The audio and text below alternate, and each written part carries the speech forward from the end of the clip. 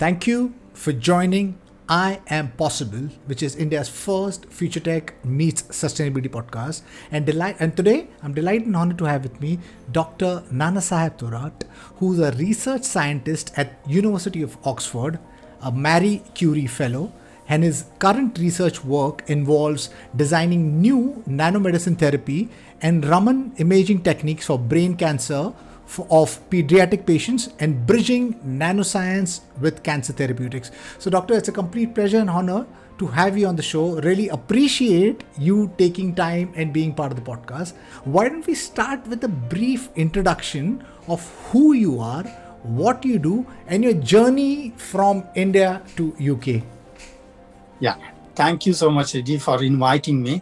And it's really a pleasure. I think this is my first interview in English. So I belong from the Maharashtra Satara district and from a small village, Maini. So I belong from the draft area and belongs from the farming family, not from the engineer, medical or other businessman's family. It's also a long journey from, from Satara to Oxford. It is almost for research, I would say it is a 10-year journey, but for education and everything, almost I started my education from a Jilla Parishad school. My degree was awarded from the Shivaji University from Kolhapur. So I did my bachelor, master in physics. And then I slightly moved to the medicine, some kind of applications of physics laws for the medicine and drug therapy during my PhD. And during PhD, I learned interface between physics and biology a little bit. And then I moved my first job after PhD to the Samsung Biomedical Institute, South Korea. So where actually I learned more on the biology and all these cancer, microbiology stuff, along with my physics knowledge as well. 2015, I moved to the Ireland. And then actually my journey begins, let's say for real research kind of things. And then I slightly moved to the cancer research, infectious research, and bridging this cancer with nanotechnology is a real complex challenge right now, and we are working on that. So from last couple of years, actually I'm working on the interface of nanotechnology and medicine. So we call it is a nanomedicine. So nanomedicine has many applications. So if you recall or remember about the two vaccines, one is the Pfizer vaccine and another is the Moderna vaccine. So these both vaccines are the miracles of nanomedicines. They are real nanomedicines. So these scientists, one is a group from the Germany, another group from MIT USA, they were working on to develop some nanomedicine-based drugs and drug delivery therapies for cancer. And during that research, they got a breakthrough. So they transferred that technology for the vaccine research. So that is a nanomedicine right now. First nanomedicine, I would say it is implemented for huge population, and now there will be a big boom in the field of nanomedicine for many applications, including cancer, infectious diseases, Alzheimer, diabetes, kidney failure, brain diseases. So my work is more on the cancer, and in cancer also I am more focused on the breast cancer, brain cancer, and colon cancer. So from Ireland I went to Germany, then I got my first Marie Curie Fellowship from European Commission in 2018. And I went to Poland and Switzerland. I worked there for 2 years. And then in 2020, I moved again with the European Commission funding at Oxford University. And here we are working on a small children brain cancer therapeutics using the nanomedicine again. Not only nanomedicine, but we are using the physics like Raman spectroscopy. Raman is the kind of physics technology which we are bridging with the surgery rooms. So we can, in future, we can see the brain surgeries and the boundary between brain tumor and normal tissues. So we can, remove the 100% tumor. So we don't need to be bothered about the tumor come back after 6 months, 1 year. And, when it comes back, it is more dangerous than the earlier phase. And it kills human easily. So we are working on that interface right now. Your journey is so inspirational. You mentioned from a farmer's family in Maharashtra, your education being the Jilla Parishad, a municipal school, to Oxford. And you are at the forefront of research when it comes to brain and colon cancer. So I'm full of pride that I have an opportunity to converse with an Indian who is at the forefront of research and therapy when it comes to cancer and biotech. Why don't we start with maybe explaining what nanotech is, nanomedicine is, and what is its potential? So, every aspect or any object on the earth or in the nature, it is in nanoscale. So just we have to find them, we have to see them. That's not a difficulty actually. So let's say water molecule, we call H2O. So it is in some angstrom, it is kind of 0.1 nanometer in scale, less than that as well. While we know it is in theoretical way, but how we can see it? When there was an evolution in the microscopy techniques, like scanning electron microscopy, then there was a microscopy, transmitted electron microscopy. Then people goes into the deep of the any material. Then they found that there is a molecular level technology.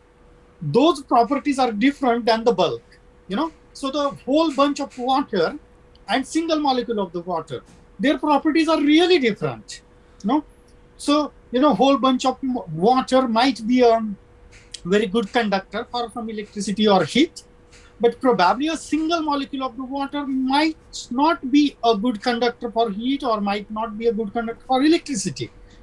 Why it is? Because at the nanoscale, the properties are different. So the scale where material changes the properties suddenly, that we call it is the nanoscale. And from that, the nanotechnology evolved. So first word was pronounced by the Richard Feynman, who was a Nobel laureate in physics. So who coined that word? So there will be something in the deep. If you go in the deep or bottom to the material, there might be different properties we can find. Went to the deep and they found that, okay, there is something different property. So that is a nanotechnology. Now, when it bridges with the medicine, that is nanomedicine. Now, how we can bridge with the medicine? Let's say we have the one example. Okay, gold. So gold is very famous material. Everyone is crazy about the material. They are worlds, not Indians only, but they are crazy for the gold. It is shiny material, metal, precious metal. Exactly, researchers are also very crazy about the gold because gold has many properties. It is a conductor. It has a biocompatibility because we can wear it, even we can eat it. People, they keep gold in the water and they drink the water. So they believe that some molecules of the gold can be entered into the body, and gold has antimicrobial properties. So they can kill the bacteria. Even they can kill the cancer cells of you. While it is not a bulk gold. So you cannot eat the 1 gram of gold. It might be a toxic. People can kill. While if you can go into the deep of that gold material, and let's say some milligram, even some microgram and less, and you can make into a material form, powder form, or in liquid form, and drink it. Probably it will act as a antimicrobial agent. Why it is? Because of its nanoscale property. So this is one kind of a nanomedicine. We cannot directly eat or drink the gold. We need functionality, and which is not still allowed. Even FDA is not approved such metals. But we are hoping such kind of materials will be a future for medicine. Even that gold we can conjugate with some molecules like drugs. Cancer. What is the problem? We have 100 of drugs for cancer. Okay, they are very active against the cancer cells. The problem is targeting the tumor.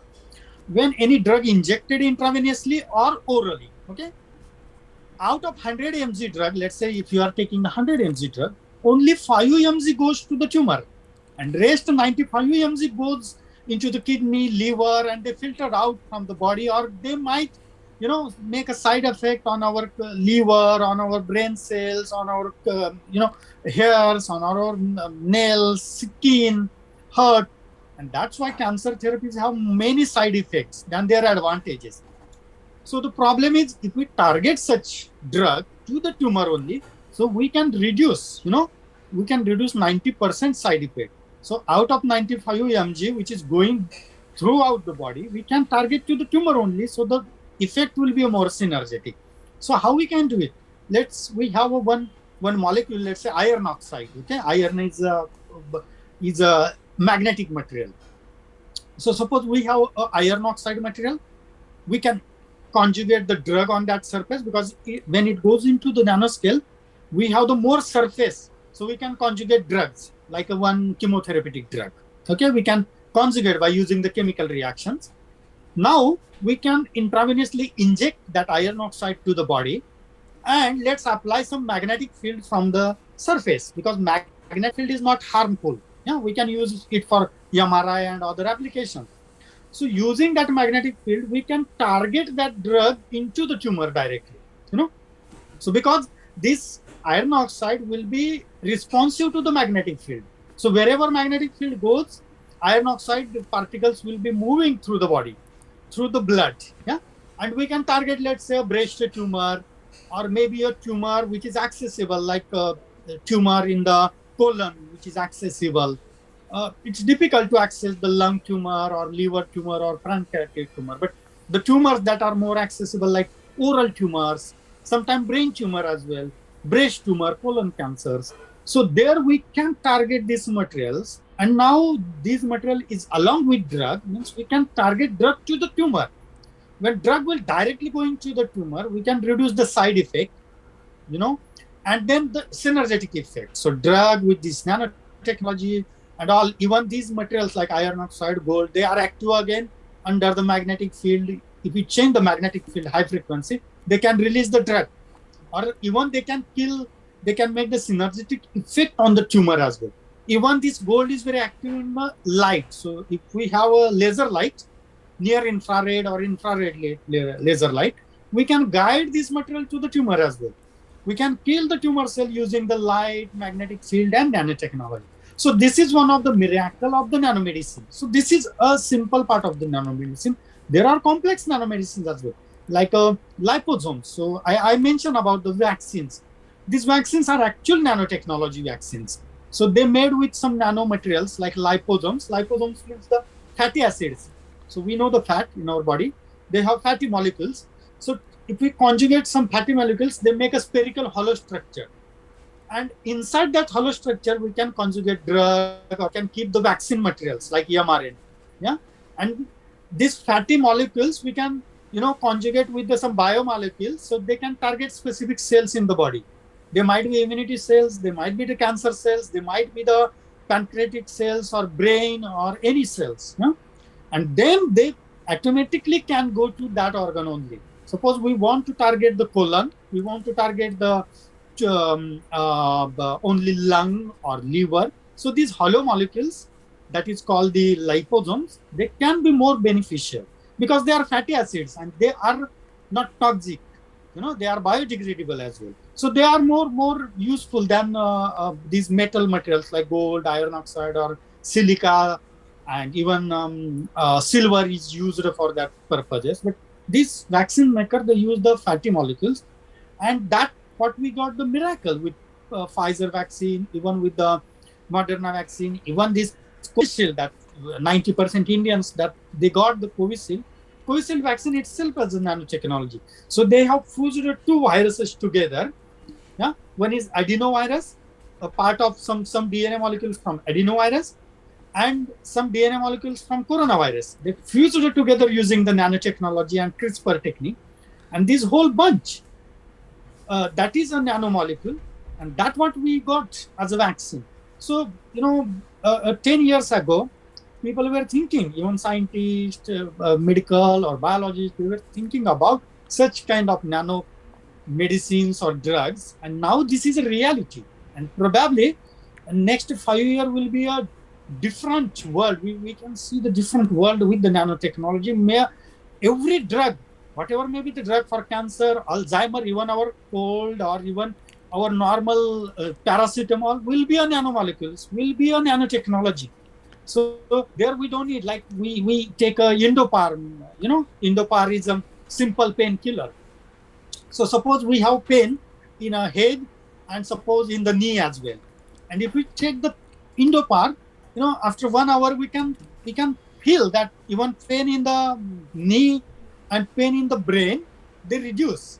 but we are taking the Indopar only for the pain, due to the some headache, only for the headache purpose. But automatically the pain in the knee is going down.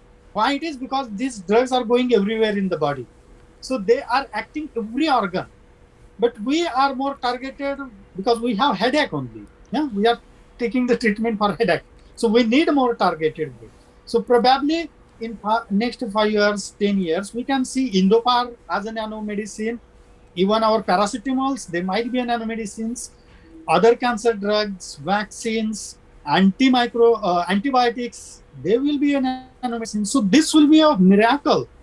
And every now pharma companies, they are investing on nanotechnology because this is really a game changer. The macro world and the micro world is completely different.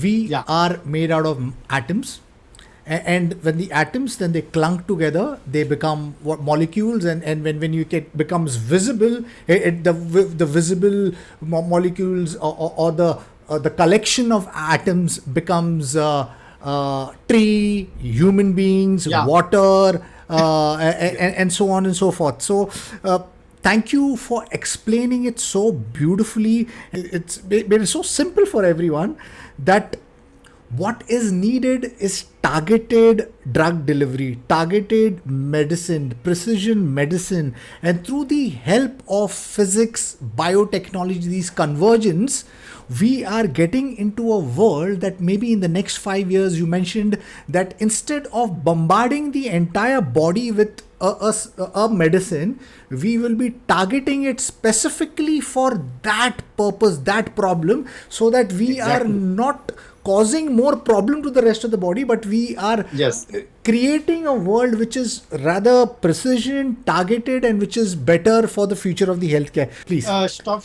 Discontinue here. I will give you the one example. Yes, please. Bombarding our body with drugs, how it affect on the brains. The cancer therapies, yeah? Right. So when there is a cancer, people, they don't understand why the hair removes, yeah? So every cancer patient has, they remove their hairs. So why they remove their hairs? That is what the miracle. Everyone is thinking, okay, because of cancer, our hairs removed, but no, our hair falls. No, that is exactly opposite. Cancer, what is cancer? Cancer is fast growing cells in our body. So suppose we have cancer, let's say a very simple cancer, lung cancer, okay? So lung cancer means very fast growing lung cells. They are lung cells, not outsider, but they have defect. So they are growing fast than the normal lung cells. So normal lung cells have a defect. That's why they grow fast. And they are uncontrollable. So suppose a tumor in the lung, which has a cancerous tumor. Now we have drug for that. So what drug properties is that? We know the properties of the tumor. They are growing fast. Yeah. So the cells are growing fast. So growing fast means the reproduction rate or single cell doubling time we call it. So it is very fast. So these all cancer drugs, they target? They target the nucleus of that cells, and they stop the multiplying the cells. Okay, means the fast growing cells, they slow down, yeah, and they kill that cells. So that is what the drugs that they acting. Now what I mentioned, that these drugs are not going only to the lung cell, they are going everywhere. Not only cancerous cells are fast growing in our body, there are other normal cells as well. They grow very fast. Who are they? They are the hair cells. They grow very fast. Our nails, their cells grow very fast. The cells in the heart, some cells they grow very fast, some slow in heart. Some cells in the brain as well, they grow very fast. So these cancer drugs, they attack on them as well. So they attack on our hair cells as well. They attack on our nail cells as well. They attack on our heart cells as well, brain cells as well. And that's why they stop the fast growing cells. So whatever they cause the effect in our lung tumor, stopping the fast growing process. Similarly, they don't know. Then the drug only knows that I have to kill or I have to stop the fast growing cells.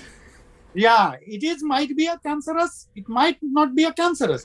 So it can stop the cancerous cell, hair cells, heart cells, brain cells. And that's why after chemotherapy, automatically our hair falls down. Our nails stop growing. our skin cells, they are also growing fast. So after chemotherapy, skin gets rashed up. People get the heart attack because of some cells affected. People get the paralysis because the cells in our memory or these neuronal cells, they are also fast growing cells. Our brain has a 4 compartments, and one compartment who is acting, who is controlling our body motions. Their compartments also fast growing cells. So drug acting on them as well, and that's why people get the paralysis after chemotherapy. So this is the real cause with the drugs. We have drugs, but we need very targeted. So if we use the nanotechnology, we can, get rid from all these activities with other normal cells. Yeah, we can be very targeted to the lung only. So the drug will not go to the kidney, drug will not go to the hairs, not to the brain, not to the nails, not to the skin. So what we are working on that. So we have to reduce that, the side effect, using this nanotechnology. And nanotechnology alone cannot do that. So we need some physics, like magnetic field, might be a ultrasound. Ultrasound can be a very, popular for drug delivery. Light is one of the another factor which can be used to drug delivery. So this kind of fixed energy. Earlier in our ancient times, across the globe, I'm not just mentioning about India, across the globe, in ancient time, they were using this phenomena. Every country, I visited more than 28 countries, so I witnessed them. So even in Spanish medicine, they have this kind of mites. Even in Britain, they have this kind of mites. Even in Africa, Brazil, I was in Korea, Japan, there was the similar mite like Ayurveda in India. So what we call that in our ancients, they know about this. Even Spanish ancient, they say, oh, our ancients were know the Korean, they say, so we know that. So this is what actually we are researching, the old knowledge in a new packet. That's what we are doing. Lovely. How cool is that? First of all, thank you for the information, because I never knew that the drugs attacks all fast growing cells. So I thought that it would be a byproduct of the hair losing is a byproduct. Now I know that it's because of the drug. So thank you for the information. Now you mentioned in the course of conversation that in the next 5 years, nanomedicines, nanobiotech could completely transform healthcare. Can you talk about that, how the healthcare is going to look in the next 5 years? What kind of transformation it's going to bring in healthcare? Maybe you could give us a picture and talk about your research, because your research has been in nano-cancer vaccines. Yeah. So there will be 2 different fields together now. Nanotechnology itself is interdisciplinary. It's not just a physics or chemistry. It has a pharmacology, it has a medicine, biology, everything. Now there is another field, is the computer science, computational. So they are bridging together. So in future, we have machine learning, AI techniques in the health, and together with the nanomedicine. So there will be a precision medicine, personalized medicine, digital medicine in next 5 years. So like after pandemic, we know that we can use these digital technologies as a healthcare technologies. So like we are now using the Zoom for our conversation. Earlier, we were never thought, like if we want to schedule the interview, I have to come India and then we can track them. But right now, it is very easy. Similarly, in the medicine as well, we will use such kind of technologies. Even doctors, we don't need to go every day to the clinic. Even diabetes patient or cancer patient, they have to go every day in the clinic for their treatment. Kidney dialysis or other patient. In next 5 years or in coming years, probably our mobile will be our doctor. Our computer will be our doctor. So she will guide us on many ways. Even every day we will get all kind of notifications, what type of drug, what you have, you can feed the symptoms. Mobile itself will tell you if these are the symptoms, then this is the possibility that you will get diagnosed with this type of disease. So this will be changes we will witness already in European, American countries. They are using digital medicine, telemedicine we call right now. Probably in India also. Along with nanomedicine, we will be on the very precision. Like we don't need to go whole body treatment or going to admit for everything in the hospitals. So this will be in the normal diseases. Probably for cancers as well. Cancer is very dangerous. than the every disease. Like, I from the beginning of pandemic, I always this is might be my 100th interview. Every interview I told, you are just focused on the pandemic or this COVID or these viral infections. You have to now move to the cancer and other diseases. They are more dangerous than the infectious, because if you go beyond that 100 years and just or 200 years and just find the history of the pandemics, you can find that only 1 or 2 years. Pandemic is not more than 2 or 3 years. It cannot rest for the long time because people get the herd immunity and everything, even without vaccine or drugs. That was happened in the history. Even we have now witnessed within a short time, because of the vaccines, we got rid from the this pandemic. But the cancer will be remain. It has a history of 1,000 years, and probably it will be remain for more 1,000 years in the society if we don't target that. So we have to find some drugs, new technologies, as well as some vaccines for cancer. Finding cancer vaccines are real tough job. It's not a disease that is only because of some invaders from the outside, like bacteria or these viruses. They are coming outside, our body can recognize easily, and we can make the natural vaccines like antibodies, we call the natural immunity, or artificial, or the vaccines that is made in the laboratory, that's what we took. So both synergetically act, because we can understand the viruses and bacteria easily, but we can't understand the cancer easily because it is growing within the body. It is not coming outside the body. The cancer grows very slowly in the body, whatever may be the cancer. Some cancers are because of viruses like HPV virus. There is a virus, hepatitis virus, which caused our liver cancer. HPV virus caused some oral cancer or cervical cancer for women. So there are vaccines for such viruses, and that can control the cancer in women, especially cervical cancers.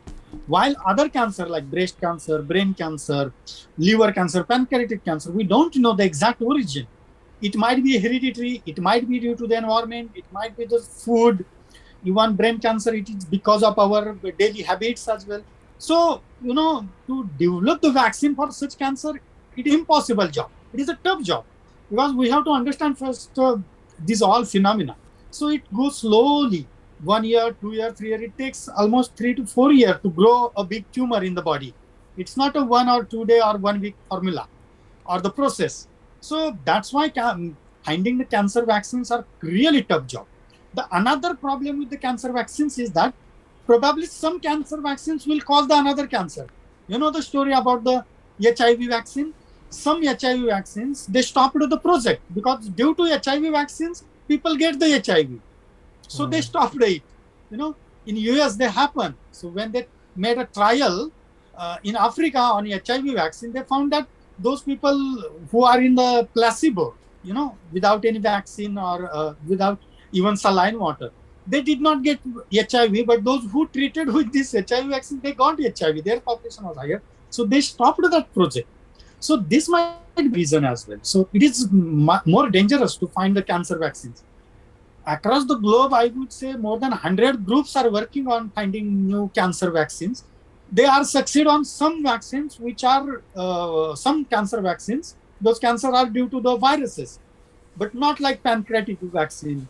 We cannot find it. We don't know the origin for the brain cancer. Some brain cancers in small child, they are because of viruses, but very few. The adult brain cancer, we don't know the origin. So there, the vaccine will not be effective. Might be a drug are more effective. Might be a treatment is more effective. That's why many researchers, they are more focused for cancer or diabetes or heart. Here they are more focused on the drugs, treatments. While those diseases coming from outside or because of outsiders, like viruses or pathogens or protozoa, like the dengue, malaria. So these are outsiders. Here we can give a more focus on the vaccines rather the drugs. So that's why from the beginning of pandemic, scientists were thinking or talking about the vaccine, not on the drug. They were not invested on the finding drug for the viruses or the COVID because they know drug will be not effective. The effective medicine is a vaccine, and with the vaccine, we can only get rid from this COVID, and that's what we succeed. So even we work on some targeted cancer vaccines and cancer treatments. We also believe that it is a very tough job and will not be a succeed. Not a single group in world will succeed in near 10 years or 20 years with a very specific cancer vaccine for all type of cancer. There might be a single vaccine for single cancer. Even one cancer has 100 type of properties. So breast cancer, especially in women, they have heterogeneity. Heterogeneity means single tumor has different properties. So surface tumor has different properties. If you go some millimeter within the tumor, they have different properties. The core of the tumor has a different than the surface. Like a sun, sun surface temperature and the core temperature is different, tremendous. Our earth has the same kind of layers. So similarly, cancer tumor has a layer as well. So layer in the form of molecular heterogeneity. So molecular properties are different. So here also, a single breast cancer has 40 different type of molecular substructures. So how we can find the vaccine for that? Even these drugs are ineffective to them. So these are the real challenges in the cancer vaccines, even cancer research. And that's why, world's 90% biology research is focused on the cancer. Only 5% is on the bacterial and other diseases or viruses. 90%. Why I'm saying? Because wow. I am in the cancer groups, right? Many. So funding is more focused on the cancer, but the result, I would say, not more than the 5%.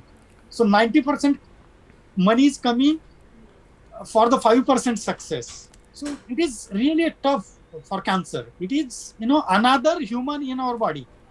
He has a brain. He has his own blood system. He can take his own decision. If you are killing him, he can spread in the another part of the body, and we don't know. So it behaves like an animal, and that's why we are not succeeding in the cancer. Right. So this tumor is an intelligent system, and we need and possibly maybe computational science, AI, machine learning, and a collaborative maybe ecosystem where all the researchers, scientists, doctors come together. We might accelerate this research, because I guess that's what happened with even the vaccine. The problem with the world is I think we work in silos, because everybody is trying to patent things, because then it guarantees you an economical benefit for a lifetime. But I guess we're getting into a world where we should focus on solving problems in a collaborative manner, and I think if we do that, we will be much more closer to the goal rather than the 20-year, 30-year horizon. I'm privileged to be talking to you, because you're a great mind. You're doing some really, really cool things. But somehow I feel bad also, because as being an Indian, that some of the best minds are moving abroad. What do you think is the problem with India? Where is it that we are lacking? What should India, the government or the ecosystem do over here to support, nurture, nudge, and hold researchers such as yourself? So, though I had all education from India, and then I moved for the better opportunities abroad, I might be a selfish, I'm sure. But as a researcher, we believe, for a research, we don't believe on the borders, religion, or anything. So the best example, the Covishield vaccine. Who discovered Covishield vaccine? Indians, they believe that it is from India, but not. We know, those who are well educated, they know that it is discovered by the Oxford University scientists. Yeah? It is discovered in the UK. Not a single Oxford University scientist. There are 286 scientists involved in that group, and from more than 37 countries. The group is from different countries. They work together and they developed a vaccine. So this vaccine, that the technology that is developed in the Oxford, with the help of Serum Institute in India, Oxford University did the technology transfer with Serum, and Serum manufactured that vaccine in India. And 90% Indian got the Covishield vaccine. Now, suppose when we see that, okay, bright minds are going to abroad, let's say even we get benefited from the abroad as well. Yeah. So this vaccine is one of the best example. If we work together with the world collaboratively with the different scientists, there is no boundary for the technology or the research. We don't believe on that. Yeah. So the vaccine that is developed in the UK, that is most rolled out in India. Similarly, another vaccines, Johnson's vaccine was there. Russian vaccine was rolled out in India as well. So these are the technologies where it is beyond the horizon. So we are not just bothered about the single country or single funding agency. Now let's come to the question, why Indians are going abroad? In research, what we need, the first thing everyone is believing is that researchers need money. Okay, they need money, but not for their own salary. They need money to do the research. Exactly. Yeah? The researcher salary as the, fourth class, employee salaries in the India. Not in India, all over the world is the same scenario. If you go and ask the vaccine developer who developed a vaccine, Covishield vaccine, she is the lady. What is her salary? It is a normal professor salary, which is, even here computer engineer can get the double salary than her. So it is the same everywhere in the world. Researcher has not a big salaries. Though they have now glamour and big names, but salary they are less, but they are not bothered about that. We don't care about the salaries. If we are happy with our family, then. But we are more greedy to bring the money for research, because for research we need the money. And it is the government responsibility to fund the research.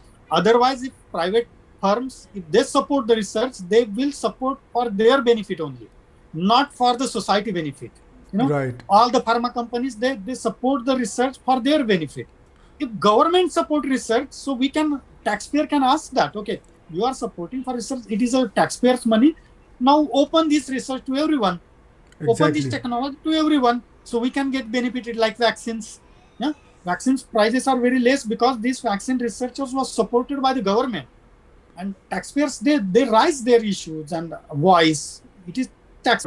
So similarly, in India, we are lagging the ecosystem where government has a 99% investment in the research, but it is less. They have to set the model, a good model for research, and also freedom. What we are looking, another fact is that the freedom. We need a freedom for research. If I have idea, and if I explain idea, if it is feasible, not over ambitious, I can implement it. We need a money. If somebody is providing the support, now in the Western world, government and private, they are coming together for the benefit of society. So we need to maintain such a system in India as well. We don't have that freedom for young researcher. Even I did my PhD and all things. I have witnessed all these issues. Even young researcher from India, there is no freedom for their ideas, their speech, because in research we need argument, we have to discuss, we have to criticize everyone. That culture we need for the better research. If you don't criticize, then you are going in the wrong experimental way. So that ecosystem we are lagging, and our country is the big country. 70% research money goes to the big institutes, IITs and central institute, while 90% researcher work in state universities and small universities. Only 10% researcher working in IIT and Central Institute. Is that the actual data? What you mentioned right now? Yes, actual data. If you look under the government funding, whatever government funding, the whole MHRD funding going to the IITs. Yeah, they are going to the Central Institute. The Department of Science and Technology and other funding agencies, their money is going to again IITs, again Central Institute, again Central Universities, and the state universities, small private universities, or some small institutes. They might be a private or state funded. They get very less money for research. However, 90% PhD students, they are coming from the state and private universities, not from IITs. Only 10% India's research students, young researchers, they are coming out from the IITs, while our 70% money going to there. Right. So that is what the imbalance in the research scenario, culture, and everything. So that's why the young minds working in small universities, like I was from the very rural background. So my university has, from where I got the master and PhD, the researcher in that university, they're still struggling to get fellowship funding for their research. Even professors, they are struggling. While in the IITs, it is exactly opposite. They have plenty of money for that. They don't, right. So it is exactly opposite things. it happens in US, not only in India, it happens in US, in UK, in European countries. Some big universities get the more money, but they have at least some eco-culture. So not all money going to the Harvard or Oxford or Cambridge. Here in UK, they have more than 100 universities. If you have a good idea, you have freedom, you can implement that idea, they get money from different funding sources. So that's why a young researcher, they going abroad. And the fact is that 90% IITians, okay? How many? 90% IITians, after their master and PhD, they are going abroad. And only 10% students from private and small state universities, they are going abroad. 90% researcher from state universities, private universities, they are staying in India. So it is exactly a very complicated ecosystem. You are funding your 70% money for 10% researcher, and out of that 10%, 90% again going abroad. Yeah, you are paying 30% money to 10% researcher in India, and that 10% again, or 30% money to 90% researcher, and from that 90% again 90% people are staying in India. So it is a real very complicated structure. Right. So we need to make a good culture. If you want to, suppose I'm here from last 8 years in different countries. If I want to come back India, don't give me a big salary like IITians. I don't expect, or big packages like IT guys. It should be a decent, but we need a freedom for our research. Right. First thing, freedom for our speech as well, because Right. researchers have their own thinking. They criticize everyone. They criticize their seniors, they criticize their juniors, they criticize their wife as well, their husband as well. Right. If they both are researchers, Right. they criticize their friends as well. And the second thing, we cannot pay from our pocket for the research because it is not that cheap. Buying some one single chemical, suppose for biological research, for 1 gram of chemical, you have to pay around $100 to $200, which is expensive. So nobody can do it from their own pockets. So we need some funding as well. We need to establish private, public funding models without a profit, okay? Means private are funding and they are just for their own profit. So if this kind of culture, that will, destroy the good minds researchers, because researchers sometimes they don't like to targeted projects. So they want their own ways as well. So this kind of culture actually we are lagging. This is more in the Korea, I would say, even in the Europe or America comparatively. Korea has their 4% GDP they are investing on the research. So in single Korea has a population, together with Mumbai and Pune, even Mumbai and Thane, I would say. And the area is like our Konkan area. In that area, they have 300 universities, 300 universities and 150 research institutes. Even Samsung has more than 10 research institutes in Korea. And they are billion of dollars they are investing on the research, where you can do free research, not just targeted or very project-based research. So this kind of culture actually nourish the environment. So why Korea has why they tackled easily the COVID, in Korea, who invented this trace and track system? Koreans. They trace the credit card, debit card, even mobiles and everything. Within 10 days, they get rid from the Korea. When the COVID started, Korea was the hotspot for the coronavirus after China. But suddenly that they controlled it because of their universities. They have technologies. Private has good technologies. They have investment in the future research. And that's why they don't impose the lockdown. Their schools, universities, they are working normally from last 2 years. So that's what is the benefit of investing in research by government. Right. So it's so very important that a government listens to this, and you are a researcher who is the forefront of cancer vaccine, and you've painted a picture of the rights and the wrongs.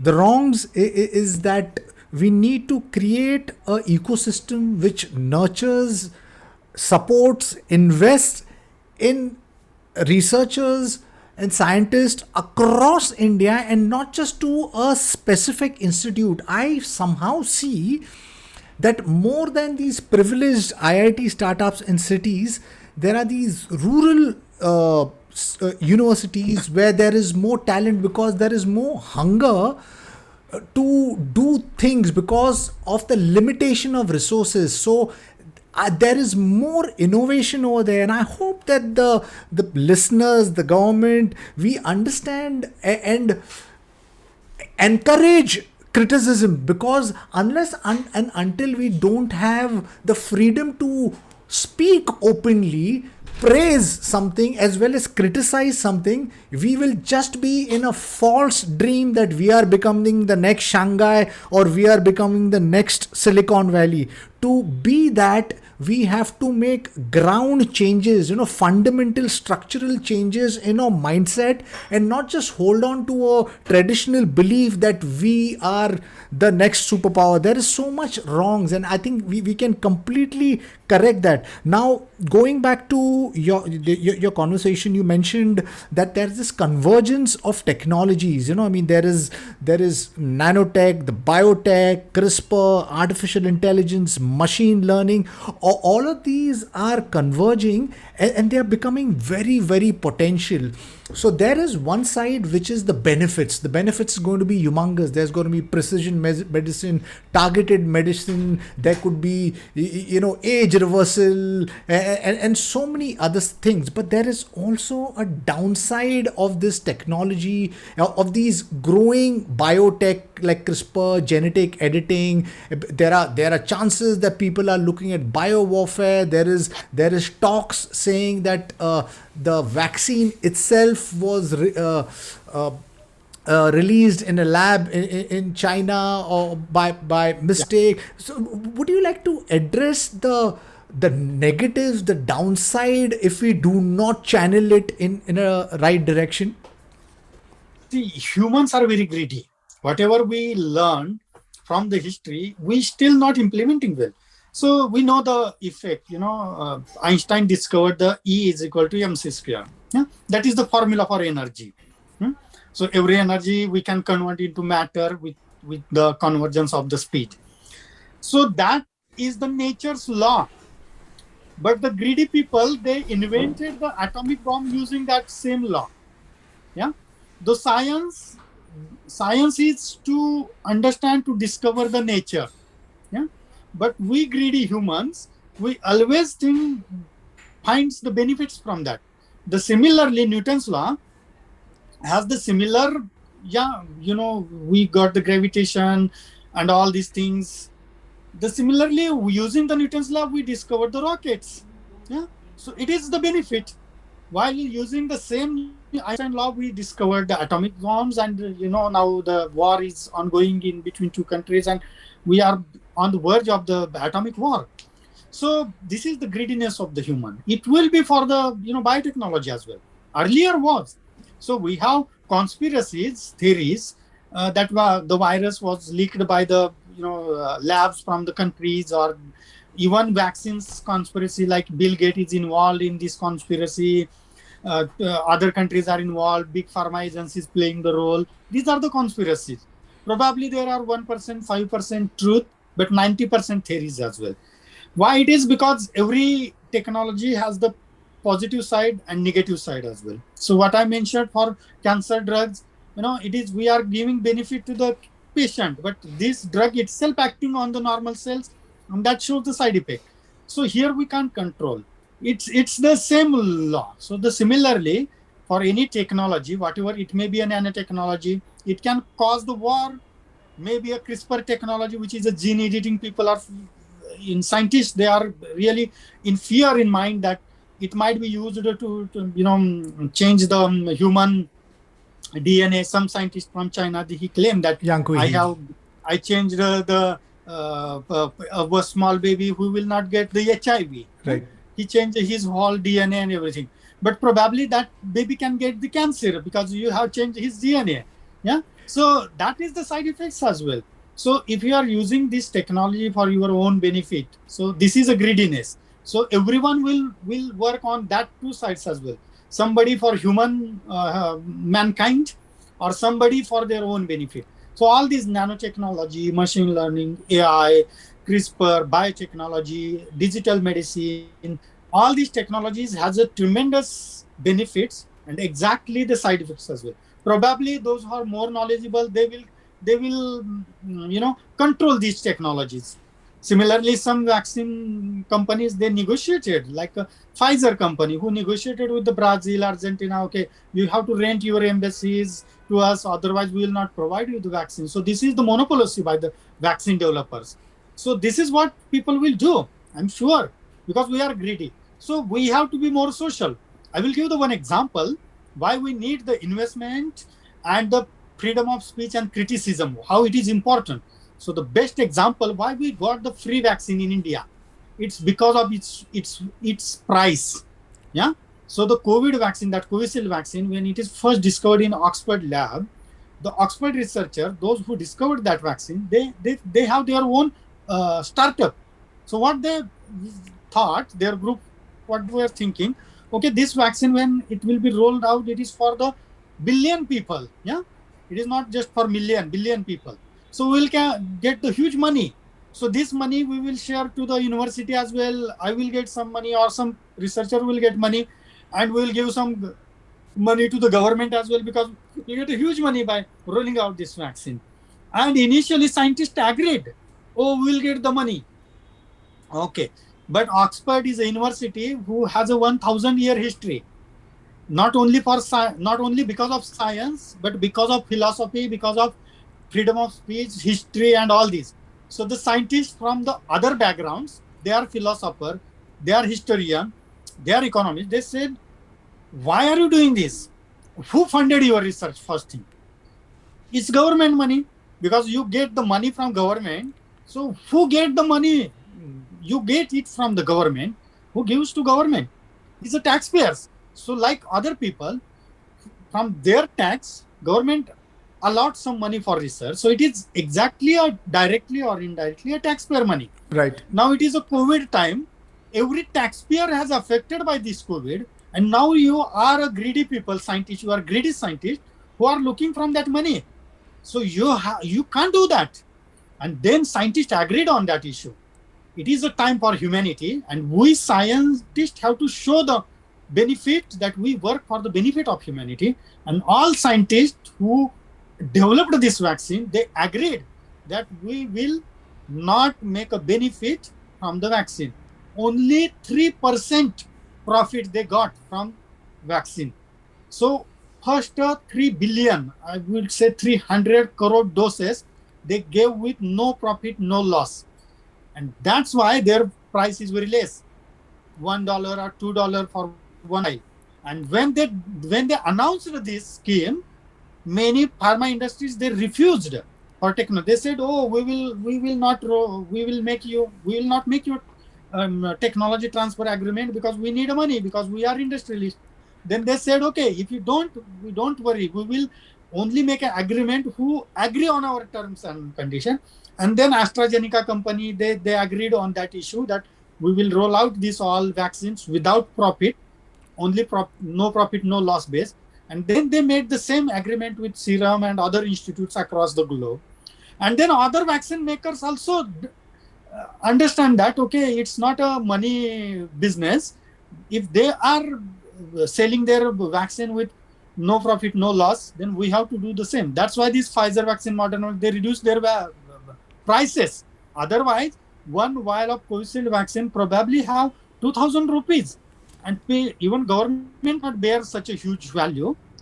So, and even if they says, okay, you have to buy, then people, one family who has 4 people in the family, means for single dose they have to pay 8,000, and another dose 8,000 means 16,000 rupees they have to pay for the vaccine. So they might have refused that. Yeah. In the rural area, probably in the city, they can afford it. Very few, I would say 10% of the whole Mumbai population can afford 60,000 rupees for the vaccines. 90% they can't. And more than 99% from the rural background has the same. Even government cannot afford that. And then the prices were reduced because of this socialist scientist from the Oxford University. And that's why we got the free vaccines. Not India free vaccine. Every country has a free vaccine across the globe. I got the 3 doses in UK free. So that is what the benefit of the freedom of speech and criticism. So we need such a criticism in science as well. Even I developed some technologies. It's not because of, okay, it's because of my brain, but it's not only because of brain. I got a money from government as well. So I am equally important. I have to think like a humankind. So that's why we need this kind of criticism. I must have criticized by someone. Okay, you are doing for your benefit. Yeah, it must be for society benefit. And that is what the best example of COVID vaccine. And probably in future, there might be another technologies as well. They will be coming. Companies will be making the huge benefit. People have to raise the voice. And scientists should start from the beginning. Indian scientists, unfortunately, they are in the corner, somewhere in the labs only.